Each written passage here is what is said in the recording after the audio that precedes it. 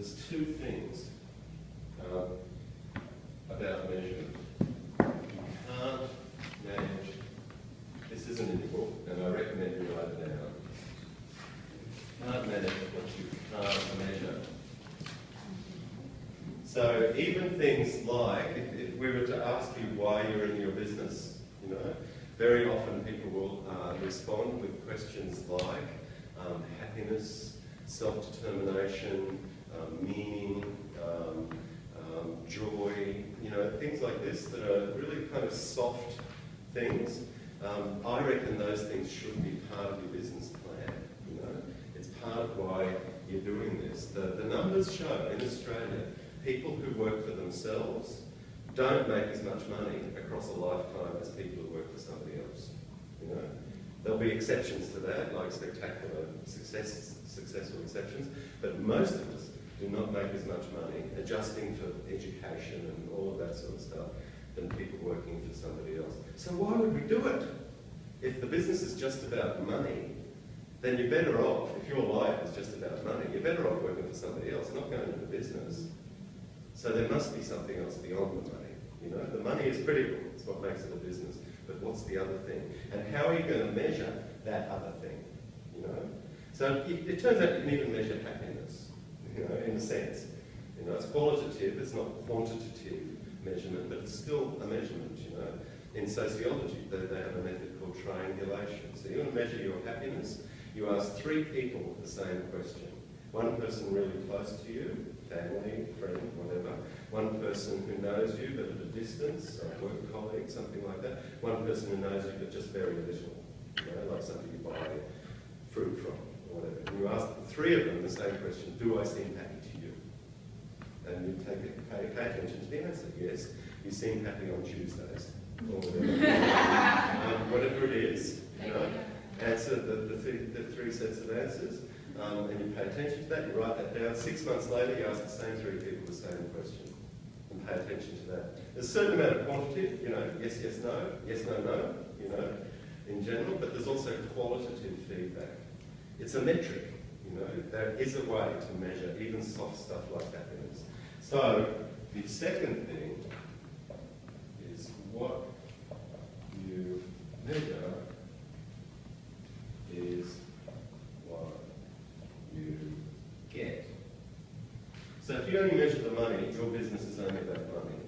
If you measure the soft stuff, like the human stuff, the personal stuff, the social stuff, that's what your business is about.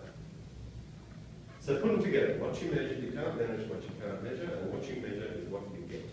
Particularly now that we're moving out of the now and into the where and the how, we will be concerned with measuring stuff. You know, we will be concerned with goals, targets, and KPIs, key performance indicators, ways of actually managing, ways of measuring your progress, not only financially, but personally as well. Anything else anyone who would like to share about this exercise? So we could do this on all our products, and do so we just replace it with like 21, and then it gives an overall view on like. Yeah. And be my guest. Be my guest. Play with it. You know. There's no reason that, and this is typically what people do once they work out how the tool works. They ask questions about, well, what are the rules here? What if I tweak the rules? What would happen? You know. We get to move soon, we'll be pleased to hear, so you don't get the sun straight in your lap for the rest of the session. What, you're going like this? Yeah, it is a bit annoying. Any other comments or questions, though, before we do this exercise? Okay. So, pretty powerful tool. Hopefully you agree. You can look for actions, like over here when I said, you know, it might be worthwhile investing in trying to get my costs down with this product, you know. So that might generate an action, like do a cost-benefit analysis for your teaching product or whatever, you know. And if so, it goes into that list on page 21. But its main value is as a diagnostic, looking at the assumptions that you've made in the previous tools. Okay? And now you can go backwards and forwards. You know, you you can actually do this tool, and sometimes, not necessarily straight away, but in a conversation, something will pop out of that you go, oh right, there's that, I forgot that thing that I do could actually be a product, you know. Or I forgot that if I put this product and this product together, they would actually be more profitable, you know, if I bundled them. You know, if I bundled the good with a service, you know. So I sell you the good and then like a garment, and I've got to deal with a dry cleaner, and I'll bundle two dry cleanings with that product, you know. After that, why is the dry cleaner involved? Well, the dry cleaner is actually establishing a relationship that way, so it's a marketing effort from their point of view, and two dry cleans is a reasonable price for that. Whatever, you know. So you can bundle products sometimes, you can productize a service, or create a service out of a product. So there can be actions, but they don't have to be. It's mainly diagnostic. It's mainly to fuel these conversations. And that's the now. That's the blue part of the one-page plan. You'll notice that down here there's a SWOT analysis. We've still got to do that. And we do that when we come to the how. Because we've got this take on the SWOT analysis. And if you don't know what a SWOT analysis is, you'll know very soon. So we won't sweat that particular issue. But you've now got enough to populate this now and the value proposition in the centre of your one-page plan. And, most importantly, you know the tools that you need to tweak that as time goes on. Now, we're going to finish the day. We'll finish the day with a checkout. Here's where we do check-ins and check-outs. So check-ins just we can do today because we did it as the introduction. That's just every person in the room has a chance to say something, whatever's on their mind that they want to share. And we do the same at the end, a checkout. So some brave soul decides to go first, and he has 1 minute just to say whatever's on his or her mind. Okay? And we finish that. It's a way of just getting the head out of the day. So we'll finish with that. But before that, unusually, it's because today's gone so swimmingly, there's time to actually do the first where exercise, the first exercise for this box. So remember the logic? We were starting with the now, and then we were going to jump 5 years into the future, into your preferred future, the perfect future, you know?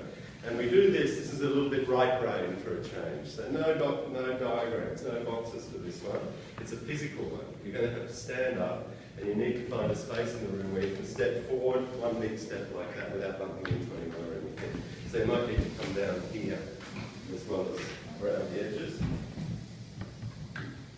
Somewhere where there's not sun going straight into your eyes, probably a good spot. So if you step forward, will you bump into anyone or anything? Just check. No? It's okay to come down here. Nobody's going to laugh at you. I'm not making a goose of anybody, I promise. Okay, so it's a relaxation, concentration exercise, visualization. Okay? So this is a sort of right brain thing. So you need to stand with feet about shoulder width apart, just relaxed, perfectly balanced on your feet, hips, shoulders, eyes closed or down, so 45 degrees down and slitted so that you're not blinking, doesn't matter. But you're bringing your awareness into your body. Just hands by your side, just let it hang. Let your body hang in its natural way, as if you're just standing, well you are, standing neutral. Bring your awareness to your breath. So there's two big sets of muscles we use when we breathe. One of them are the intercostals, the muscles between our ribs. When we breathe in, these muscles lift our rib cage upwards and outwards. So be aware of the action of those muscles. When we breathe in, the muscles relax, contract, and the rib cage falls downwards and inwards. Don't need to breathe deeply or in any way, a different way, just be conscious.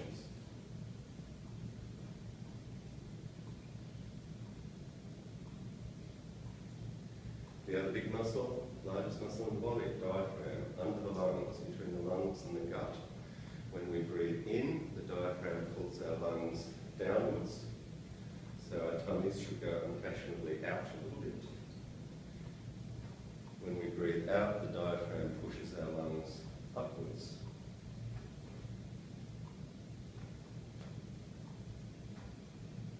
So as you bring your awareness to your breathing, be conscious of these two sets of muscles and how they work with each other to optimize the space in your lungs for air. And in doing this process, you're bringing your awareness into your body, inside.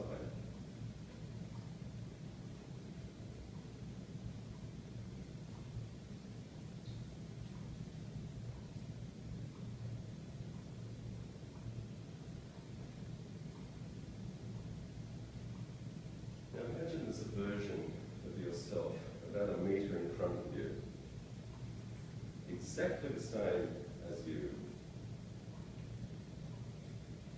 And this self, which is exactly the same as you, is 5 years older. And she or he is at a barbecue. And everything that has gone right for his or her business has gone right. Everything is perfect. The best possible outcome from that business has happened. And you're at this party. Make of you, the version of you at this party, as real in your imagination as you can. Think of your senses. What are you wearing? What are you hearing? What are you seeing? Is there a scent? Is there a smell in the air? Is there wind on your skin? Sun on your skin? Is it cool, warm, hot? Who are the people around you? Do you have a drink in your hand? Are you eating something? Is there a taste sensation involved in this? Remember, everything that has gone right has gone right. What's your mood? How do you feel? Is your body light, heavy? Neither. Is your body in this place, in this 5-year, hence this perfect place? Are you feeling relaxed? What word would you use to associate with your mood?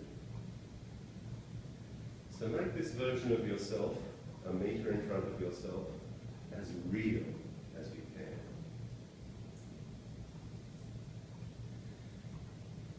And when you feel confident, when you feel that you've got that picture of that version of you clearly in your head, step forward, take that one step forward into that version of you and notice how she or he feels at that point.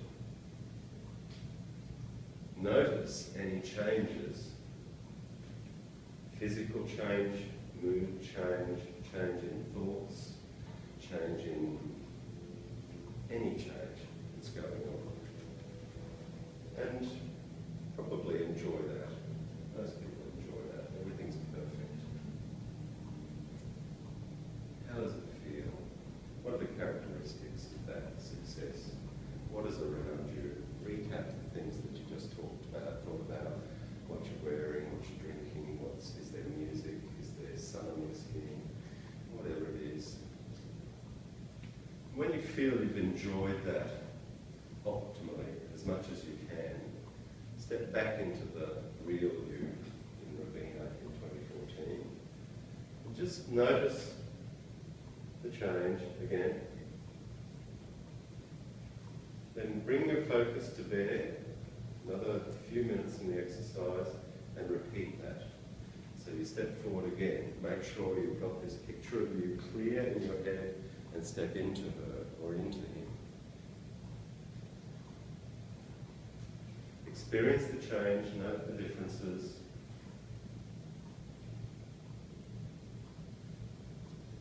And when you've done that, step back. And once you're back in the original position and you're ready to come back into the room, just open your eyes and wait for the others. Take your time. You can take as long as you like on this. We'll all be patient.